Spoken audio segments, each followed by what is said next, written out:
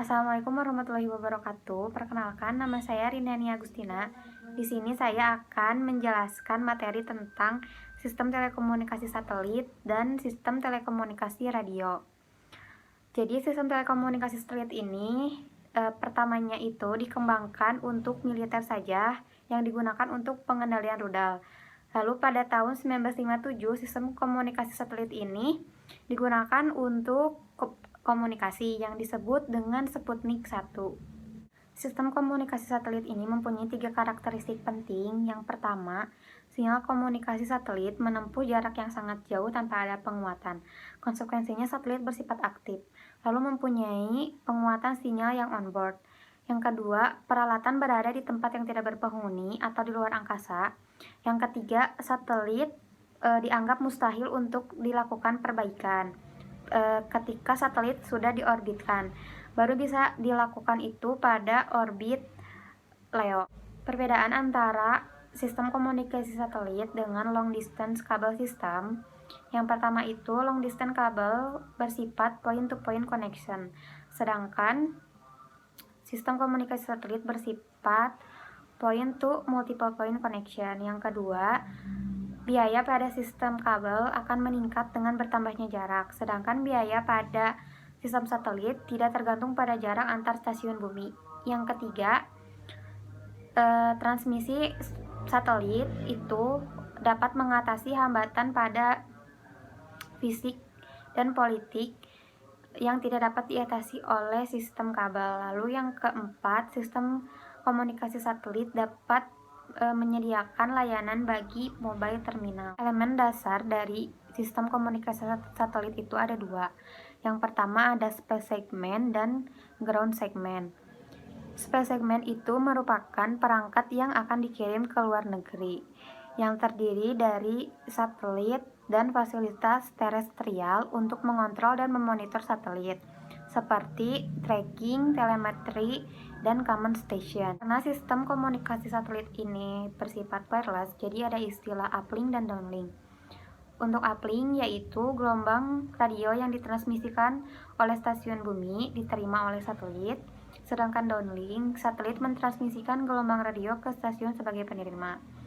Lalu untuk kualitas dari link radio itu ditentukan oleh carrier to noise ratio dengan satuan desibel. Lalu selanjutnya kualitas dari overall link itu menentukan kualitas sinyal yang akan dikirimkan ke end user.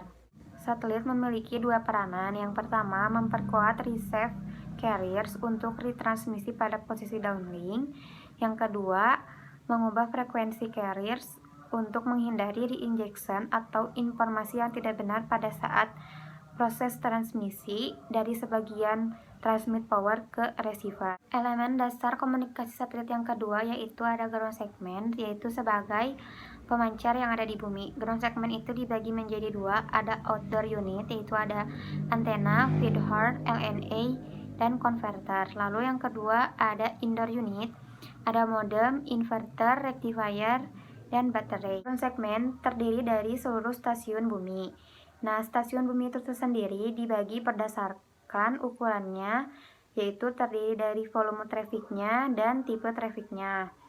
Stasiun bumi terbesar yaitu berukuran 30 meter, sedangkan yang terkecil itu berukuran 0,6 meter, atau ada stasiun bumi yang lebih kecil lagi, yaitu Mobile Station Terminal. Orbit merupakan lintasan yang dilalui oleh satelit. Nah, apabila satelit bergerak dengan pelan, maka orbitnya itu berjarak dekat dengan bumi. Lalu, apabila satelit itu bergerak dengan cepat, maka orbitnya itu berjarak jauh dari bumi. Diukur dari jarak berdasarkan permukaan bumi. Orbit itu dibagi tiga. Yang pertama ada orbit LEO, atau orbit yang jaraknya paling dekat dengan bumi, yaitu sekitar ratusan kilometer, yang mempunyai sudut inklinasi 90 derajat terhadap bidang ekuatorial. Yang kedua itu ada orbit MEO. Orbit MEO ini memiliki ketinggian satelit 10.000 km dengan sudut inklinasi 50 derajat terhadap bidang ekuatorial. Lalu selanjutnya ada orbit GEO. Orbit GEO ini mempunyai ketinggian satelit 35.786 km dan arah geraknya ini sama dengan bumi. Di sini ada point-to-point network, jadi ada stasiun bumi A dan stasiun bumi B yang akan mengirimkan sinyalnya melalui satelit. Nah, nanti dari satelit yang ada di luar angkasa ini, sinyalnya akan dikirimkan ke stasiun bumi penerima. Selanjutnya ada mesh network. Nah, mesh network ini ada penambahan komponen yaitu hub station. Jadi apabila stasiun A ingin mengirimkan sinyal ke stasiun B itu harus ada approve dari hub station. Nah, hub station ini digunakan untuk memonitoring sinyal sebelum ditransmisikan ke satelit yang nantinya akan ditransmisikan lagi ke stasiun B. Selanjutnya itu ada star network. Di sini juga ada hub station, namun pada star network ini hub station itu digunakan sebagai backup station. Jadi apabila stasiun A ingin mengirimkan sinyal ke stasiun B, itu bisa langsung dikirimkan ke hub station atau bisa langsung juga dikirimkan ke stasiun B. Begitupun sebaliknya dari stasiun B ke stasiun A. Sistem telekomunikasi radio merupakan sistem komunikasi modern yang memanfaatkan gelombang radio sebagai sarana untuk menyampaikan pesan ke tujuan. Nah, gelombang radio ini merambat di udara dengan frekuensi yang sangat tinggi. Keuntungan dari sistem komunikasi radio itu yang pertama, bisa menjangkau daerah yang cukup luas, tidak perlu pemasangan kabel yang rumit. Lalu kerugiannya itu bisa terjadi gangguan komunikasi bila terdapat suatu interferensi, misalnya cuaca. Gelombang frekuensinya itu akan berbeda jika cuacanya cerah atau cuacanya itu hujan. Jadi cuaca itu bisa mempengaruhi gelombang frekuensi pada sistem telekomunikasi radio ini. Gelombang radio dapat merambat melalui media padat seperti dari gedung ke gedung, lalu media cair yaitu di laut, lalu media udara itu pada seluler. Propagasi gelombang tanah dibagi menjadi 3, ada gelombang langsung, pantulan, dan permukaan tanah. Propagasi gelombang tanah yaitu ada gelombang langsung dan gelombang pantulan tanah. Untuk gelombang langsung, jadi dari antena pengirim itu akan dikirimkan langsung ke antena penerima tanpa menyentuh permukaan bumi sama sekali.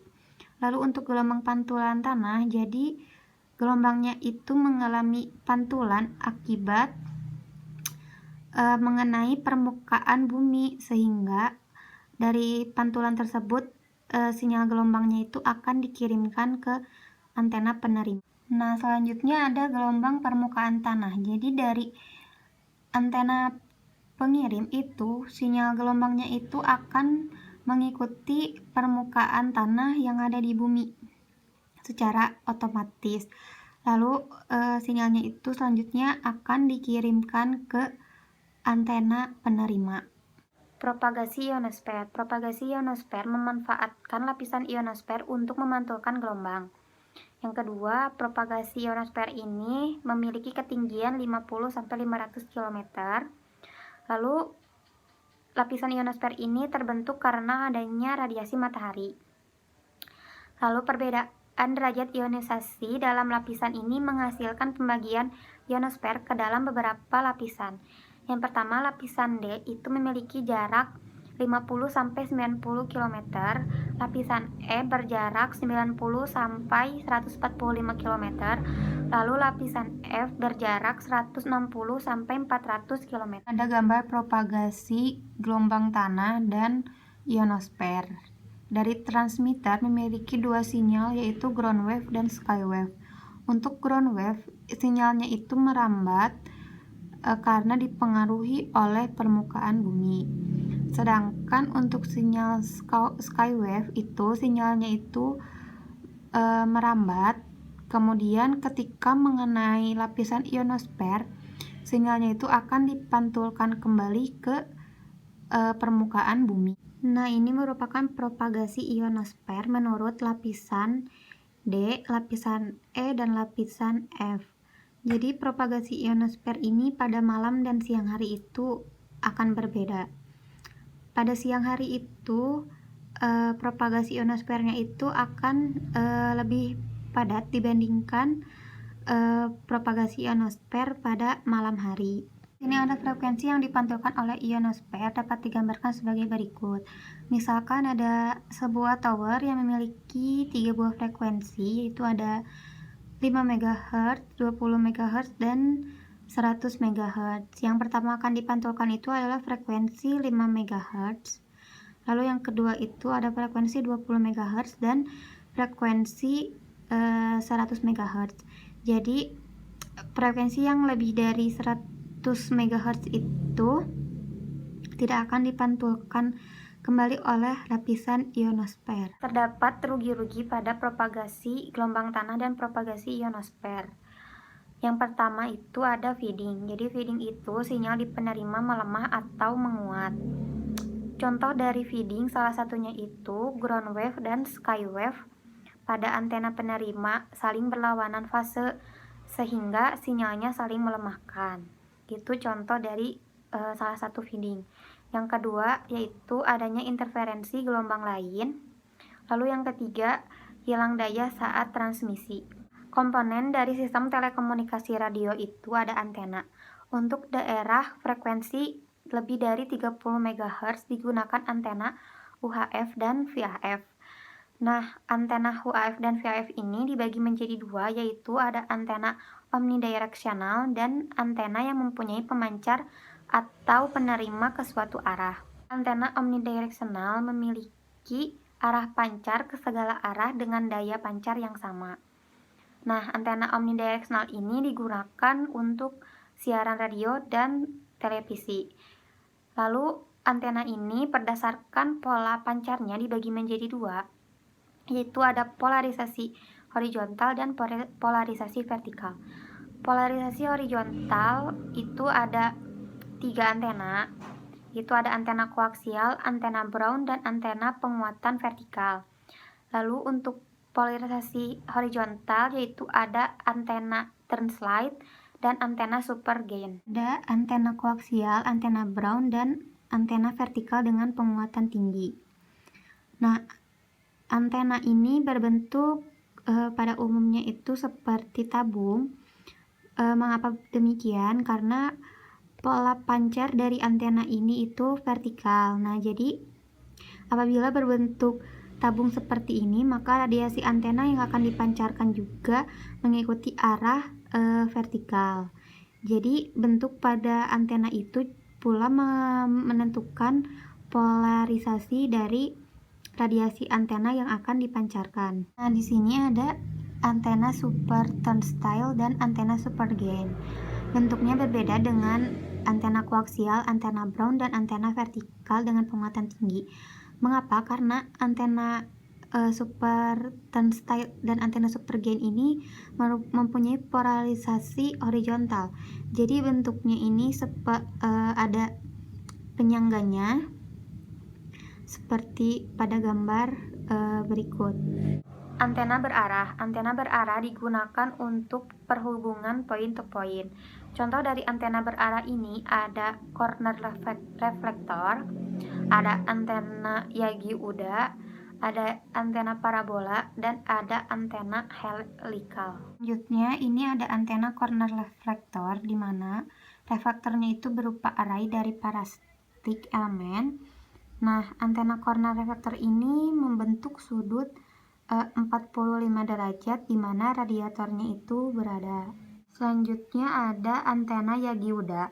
Antena Yagi-Uda ini terdiri dari komponen reference element, reflektor, direktor, dan boom. Nah, antena Yagi-Uda ini digunakan dalam komunikasi VHF. Nah, ini merupakan contoh dari antena parabola, di mana yang di tengahnya itu merupakan radiator. Lalu selanjutnya itu ada rumus untuk penguatan antena parabola, di mana rumusnya itu G sama dengan 10 log dikali 4V dikali A dikali E dibagi lambda kuadrat. Nah, itu merupakan rumus untuk mencari penguatan pada antena parabola. Sekian yang dapat saya sampaikan. Terima kasih atas perhatiannya. Wassalamualaikum warahmatullahi wabarakatuh.